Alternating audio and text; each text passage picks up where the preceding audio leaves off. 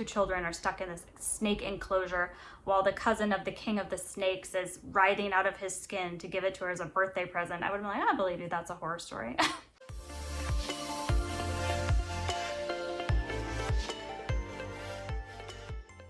Hey guys, welcome back to my channel. Today I'm going to be doing a quick review of Mary Poppins by P.L. Travers, and I will be doing a really quick comparison of the book versus the movie. And if you have a very strong love and nostalgia feeling about the movie, I will just say be prepared because the book is nothing like the movie.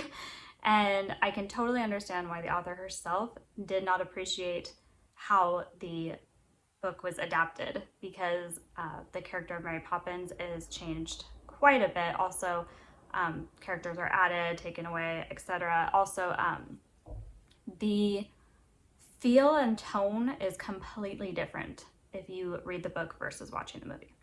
And I guess you kind of have to accept some Disneyfying of any, book or project that they work on. They definitely tend to do that. Obviously, the original Little Mermaid has a very dark ending. We all know, and that's not with the Disney version. So to say that this movie or this book was Disneyfied is quite true, and I think for the most part it works much better and is a much more fun, lighthearted, enjoyable story. I also appreciate the characters a lot more, but let's get into it. So the book came out in 1934 and the movie was adapted in 1964.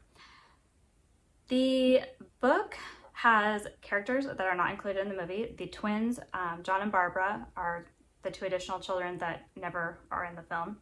And they don't really add much to the story. They have, I'm going to say that I just read the first Mary Poppins. So I know that with the movie, they took scenes and things from other Mary Poppins stories that happened later, but I just read the first book, and I don't know that I really feel the need to read more because I didn't really enjoy it, but more on that in a second.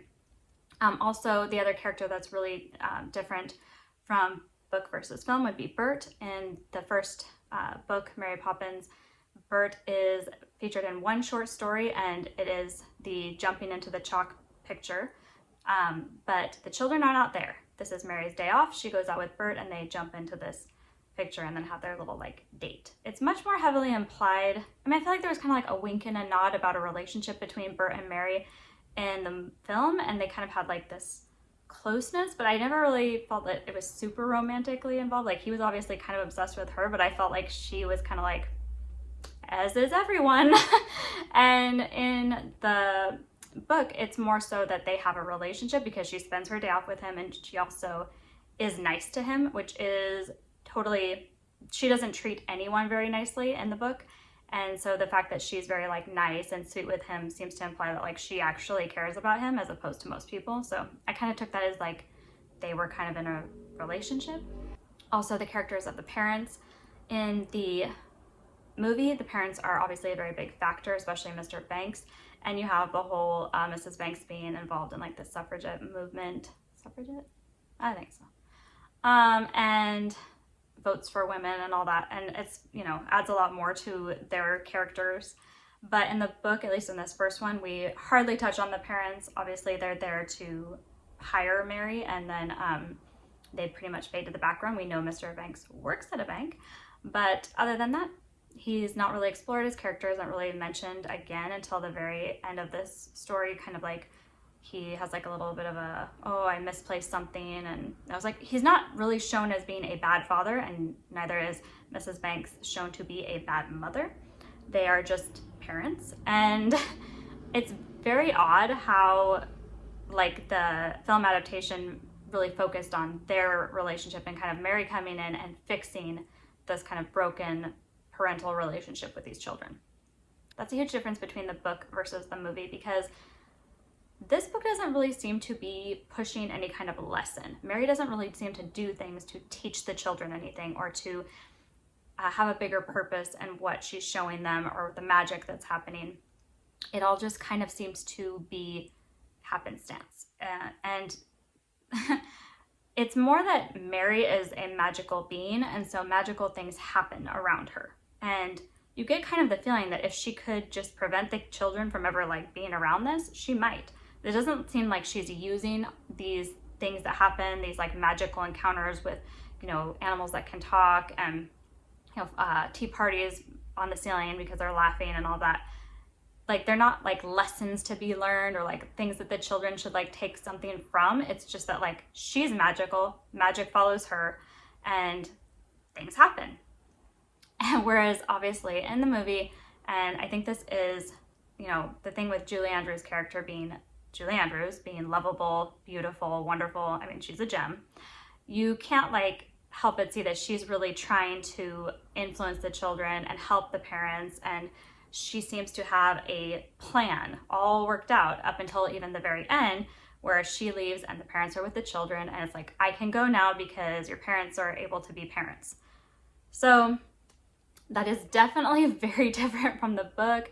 The Julie Andrews singing to the children, her sweetness. I mean, you get the feeling that she is vain. That's true, book to movie.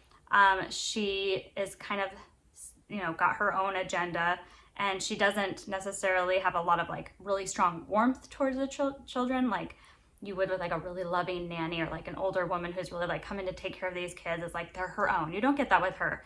But you definitely think she cares about the children and cares about their overall well-being, or why would she care about their relationship with their parents?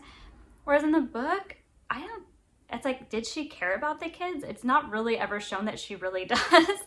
That, I feel like the author went into this like, well, there are plenty of beautiful young women who, through whatever circumstances, have to become nannies to make their living, and this is who Mary Poppins is. Like, it's sad that such beautiful women have to work and, make their living just like everyone else, but such is life. And it's very odd. And the whole book is definitely not like a full story either. It's little parts of like things that happen in the children's time with Mary Poppins. So it's not like a full, okay, then this day, then this day. It's not like going like that. It's like, okay, and then one day this happened, and then on some other time in the future, this happened. So it's like little parts of their life with her.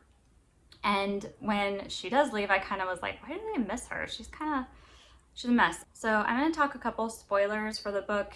Obviously, if you want to read this, I would go into it with a very open mind. And if you have a strong attachment to the film, just realize that this will not resemble the film very much at all. The closest scene to what happens in the film is going to be the laughing and flying up to the ceiling to have the tea with Uncle Albert. That's like a scene that's pretty much very close to the movie adaptation, but Bert is not there. Like I said, he only features in one little part of the book, and it's when the children are not around. So that's like the closest thing. A lot of the other stuff that happens, I can see why Disney was like, we're not putting that in. Like the lessons and things that you think you should be getting from this, like I said, there's gonna be spoilers. Michael, when he is bad and naughty, there's I think it's called Bad Tuesday is the name of the chapter, but he decides to be bad all day.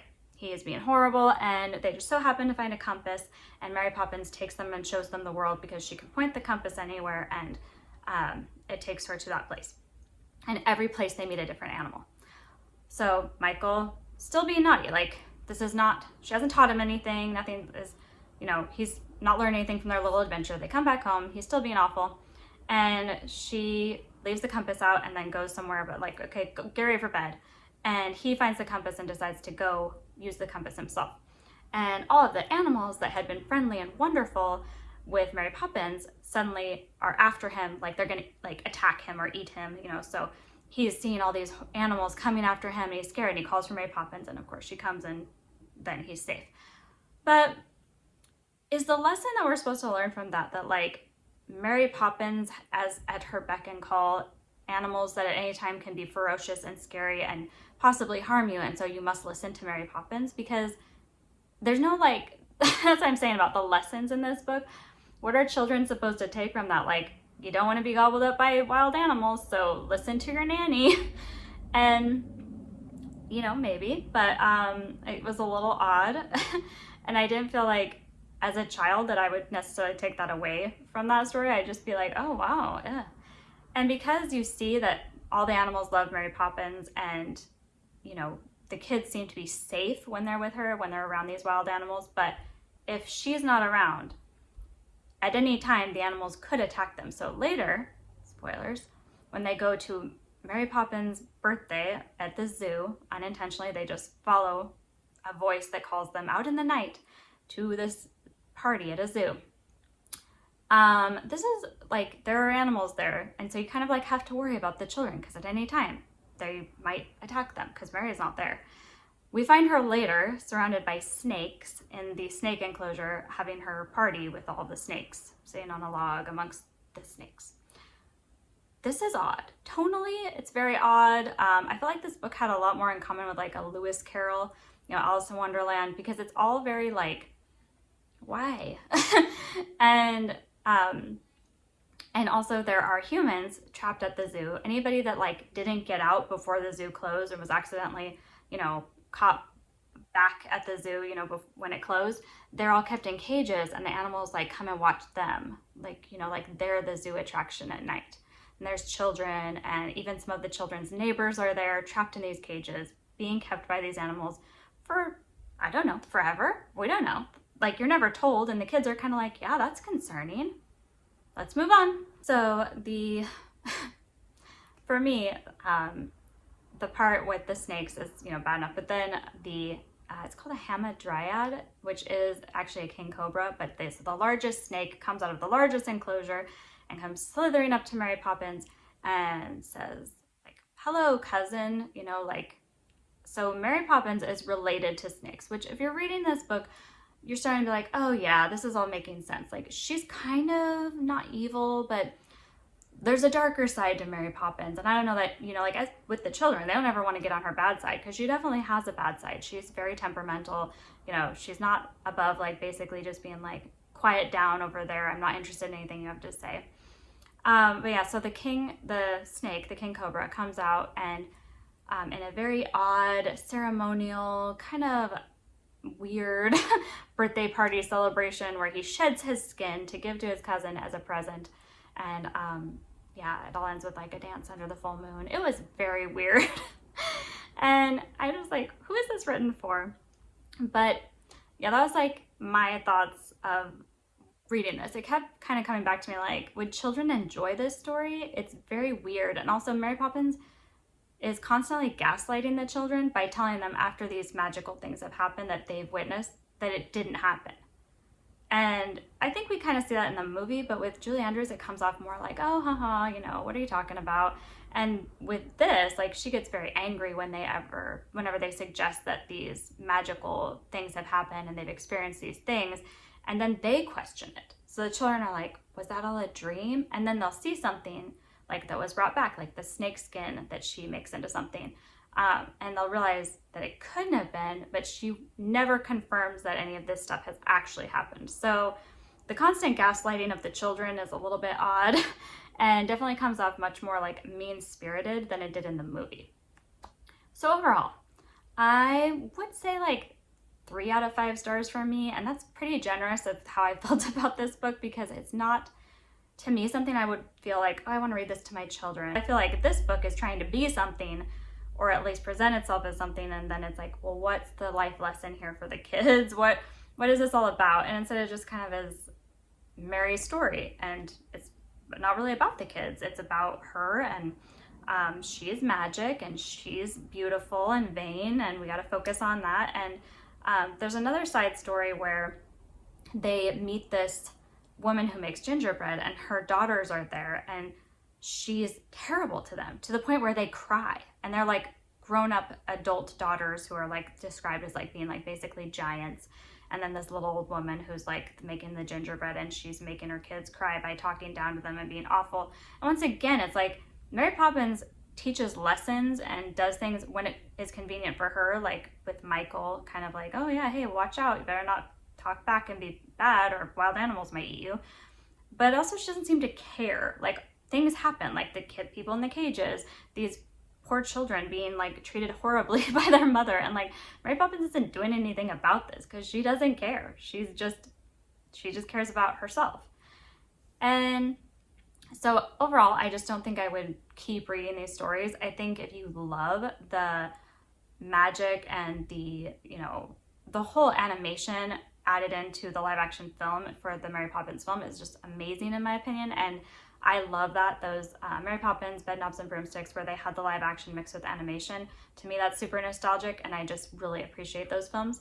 But I would say if you have no connection to the film, you might enjoy the book. And I would read the book first before watching the film, because I wish that I had no connection to the film. I might have felt differently about the book. But as it stands, I just didn't really connect to the characters. But at that one part, the birthday party, if someone would have been like describing that scene and been like, okay, this is a horror story, like two children are stuck in this snake enclosure while the cousin of the king of the snakes is writhing out of his skin to give it to her as a birthday present, I would have been like, I believe you, that's a horror story.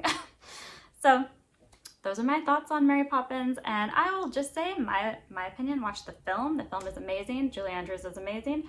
And I think them giving Bert a full like story and having him be part of it obviously was a huge win, because that, I mean, all the characters in that movie are great, and it's definitely got more of like a life lesson for children. And I think it's just better in my opinion. But the book is fine. I will say there's nothing wrong with the writing. There's not like anything where I was like, oh no, that doesn't make sense, or like structurally the writing is very sound and she's a good writer. I just didn't really love the story. So thank you so much for watching. Please like and subscribe and tell me what you've been reading in the comments. Talk to you soon.